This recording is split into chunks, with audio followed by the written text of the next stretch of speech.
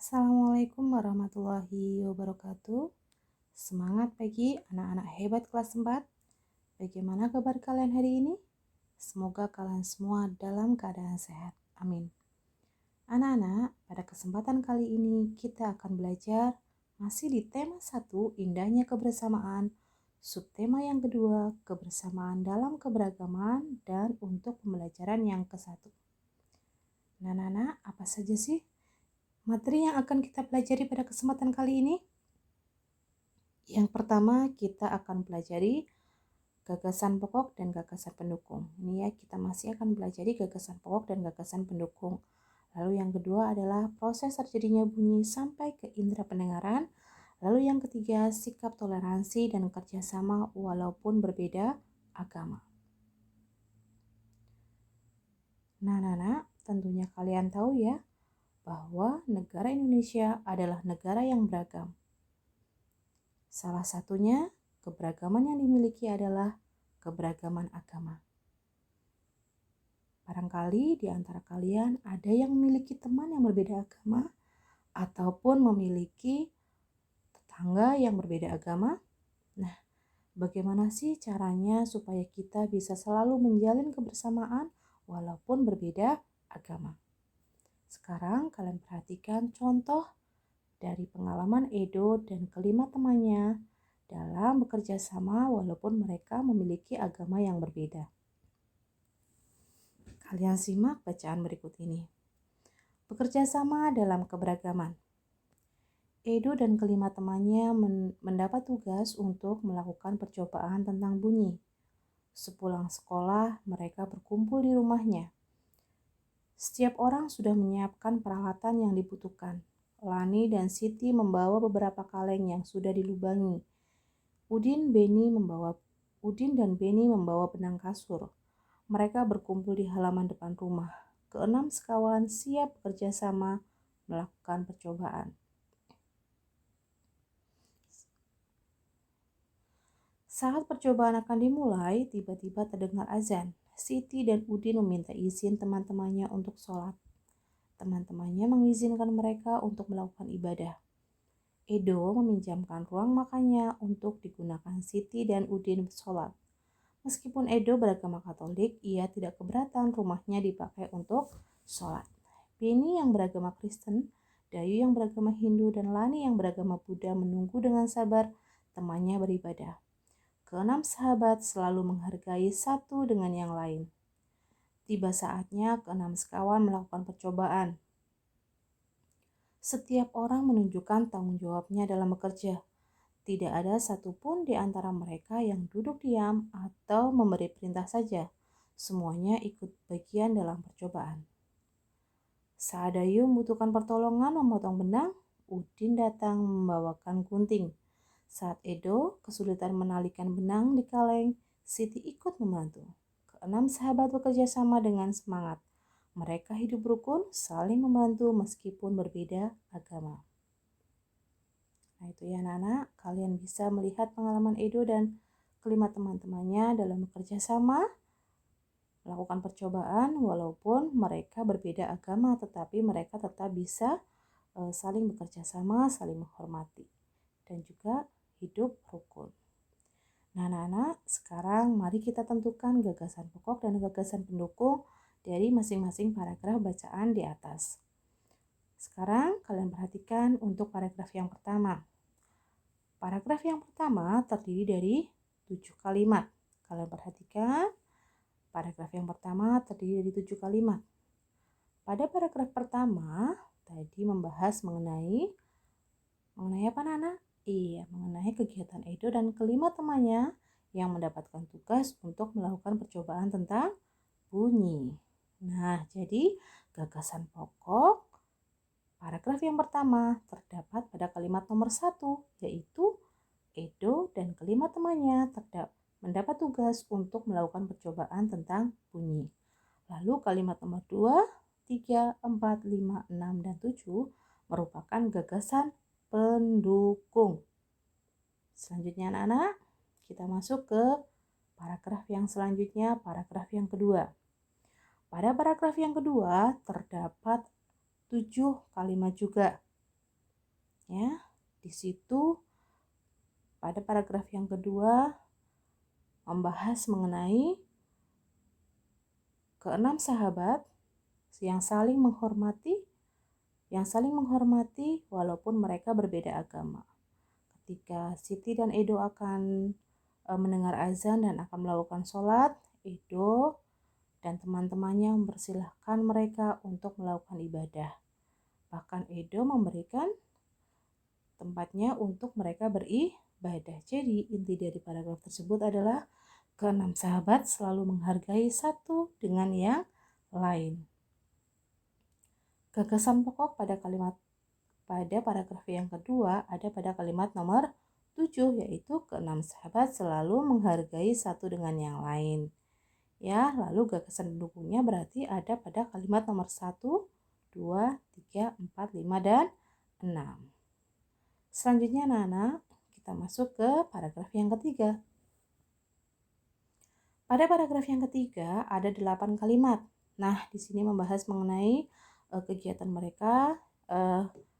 mereka saat mereka melakukan percobaan. Ya, mereka bisa bekerja sama, saling membantu, hidup rukun walaupun mereka berbeda agama. Berarti kita dapat tentukan bahwa gagasan pokok terdapat pada kalimat nomor 8. Gagasan pokoknya adalah kalimat nomor 8, yaitu mereka hidup rukun, saling membantu meskipun berbeda agama.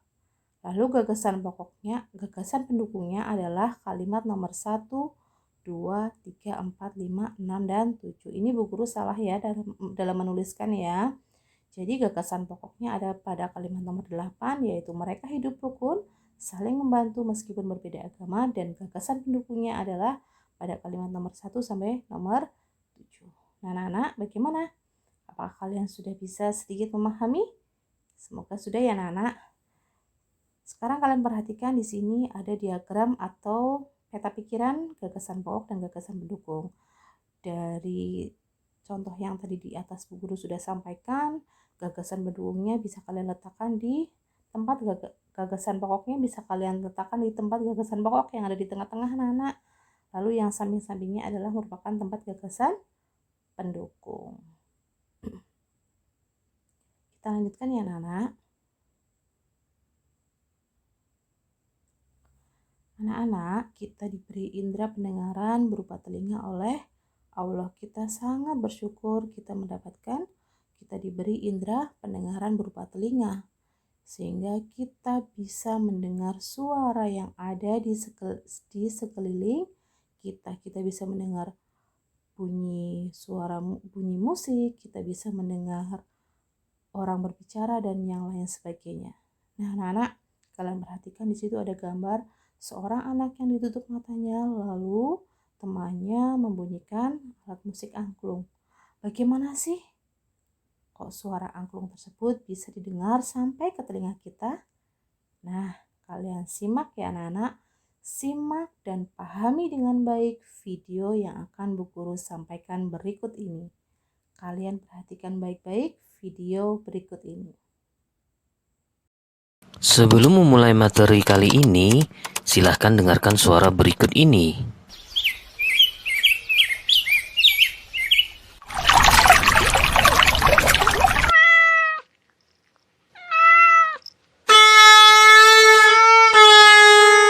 Bagaimana proses suara-suara tersebut bisa didengar telinga kita ya? Baik, untuk mengetahuinya, mari kita simak video ini sampai selesai.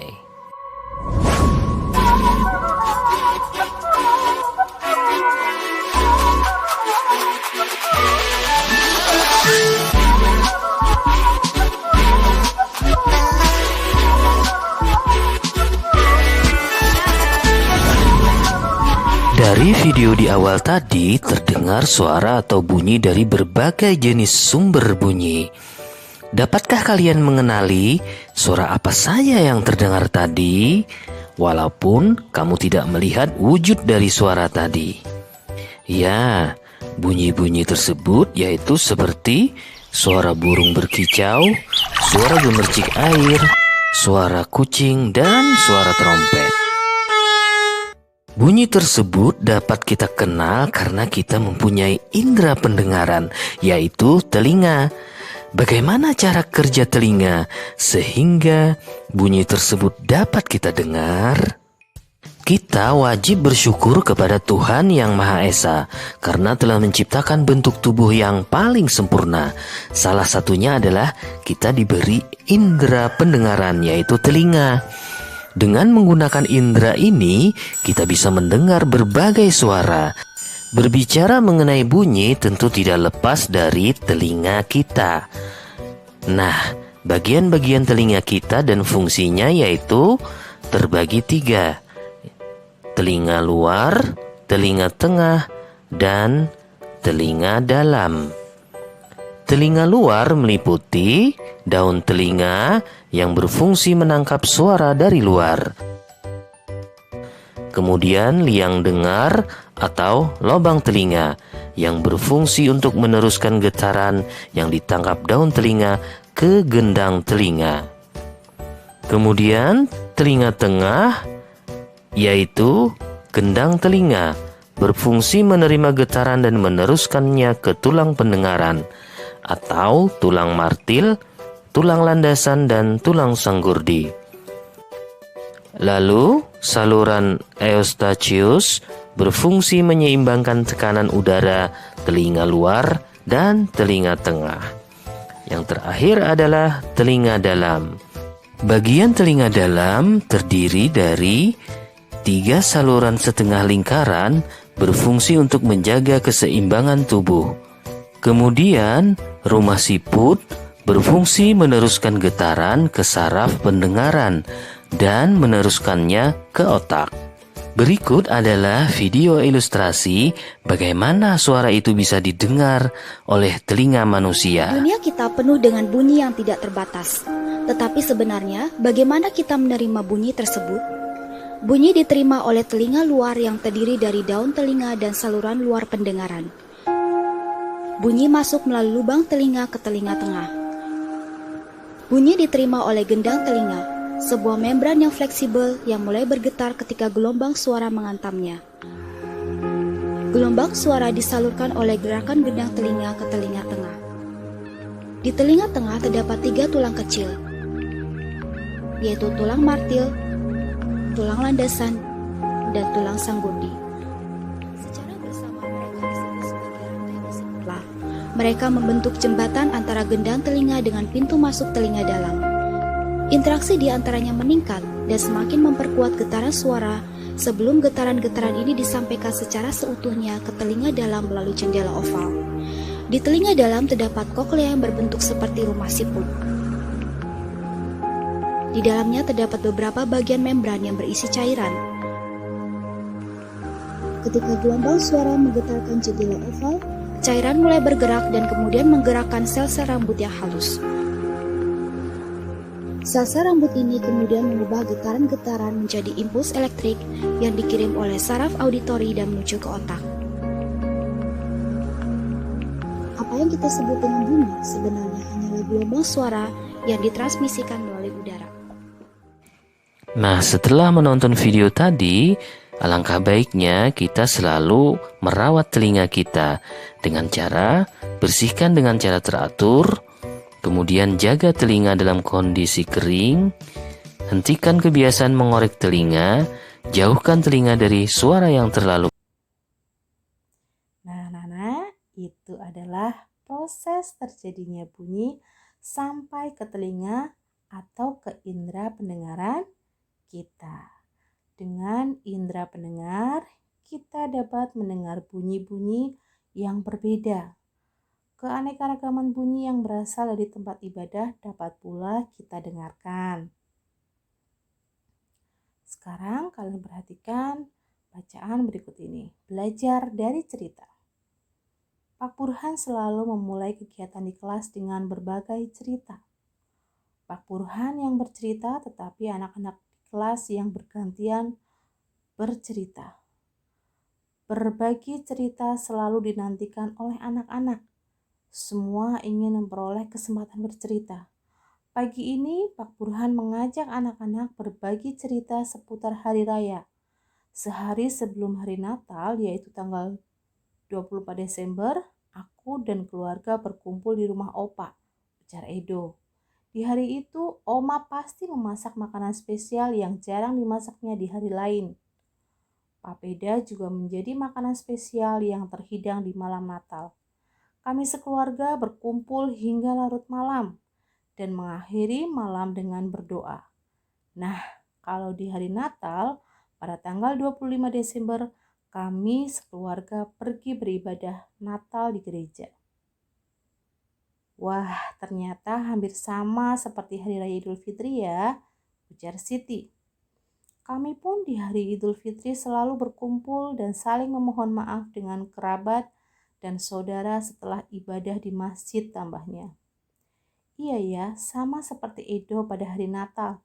Saat Idul Fitri juga selalu ada makanan spesial, yaitu ketupat dan opor ayam. Udin menambahkan komentar Siti. Di Bali menjelang Hari Raya Galungan, seluruh kampung selalu ramai dihiasi oleh penjor atau janur yang tinggi. Kami sekeluarga sering pulang ke Bali menjelang Hari Raya Galungan agar bisa berkumpul dengan sanak saudara di sana. Sebelum merayakan bersama, keluarga melakukan kegiatan ibadah di pura pada pagi hari, kata Dayu. Semua sudah bercerita. Aku juga mau bercerita, Pak. Boleh ya? Hari ini banyak yang berbagi cerita, pinta Lani. Pak Burhan dan teman-teman sekelas tertawa. Tentu saja boleh. Lani, ayo sekarang giliranmu bercerita, ujar Pak Burhan. Nah, kamu pasti belum pernah mendengar cerita kebiasaan keluargaku di Hari Raya Waisak. Sebenarnya sih tidak banyak berbeda. Ibu dan nenekku biasanya juga membuat masakan spesial menjelang Hari Raya Waisak.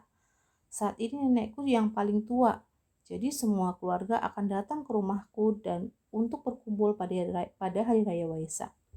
Selain menyediakan makan untuk keluarga, pada hari raya tersebut biasanya kami pun berbuat kebaikan bagi orang lain yang membutuhkan. Vihara rumah ibadah kami pun dipenuhi cahaya lilin dari umat yang hadir untuk menjalankan ritual ibadah di sana. Lani mengakhiri ceritanya. Berbagi cerita memang selalu menyenangkan. Kita bisa belajar dari banyak cerita, juga belajar dari teman-teman yang berbeda, ujar Pak Burhan menutup kegiatan pagi ini. Nah, anak-anak, setelah kalian tadi dengarkan cerita yang Bu Guru sampaikan, kita bisa menyimpulkan dari cerita belajar dari cerita berarti kita mempelajari sesuatu dari cerita yang disampaikan tadi oleh anak-anak. Apa yang kita pelajari? Yang pertama adalah umat Kristen Katolik merayakan Hari Raya Natal dan beribadah di gereja. Selanjutnya, umat Islam merayakan Hari Raya Idul Fitri dan beribadah di masjid. Lalu, umat Hindu merayakan Hari Raya Galungan dan beribadah di pura. Umat Buddha merayakan Hari Raya Waisak dan beribadah di vihara. Nah, selain itu, ada 2 agama lagi di Indonesia, yaitu umat Kristen Katolik merayakan Hari Raya Natal dan beribadah di gereja. Dan yang terakhir, umat Konghucu merayakan Hari Raya Imlek dan beribadah di kelenteng. Jadi ada 6 agama yang diakui di Indonesia.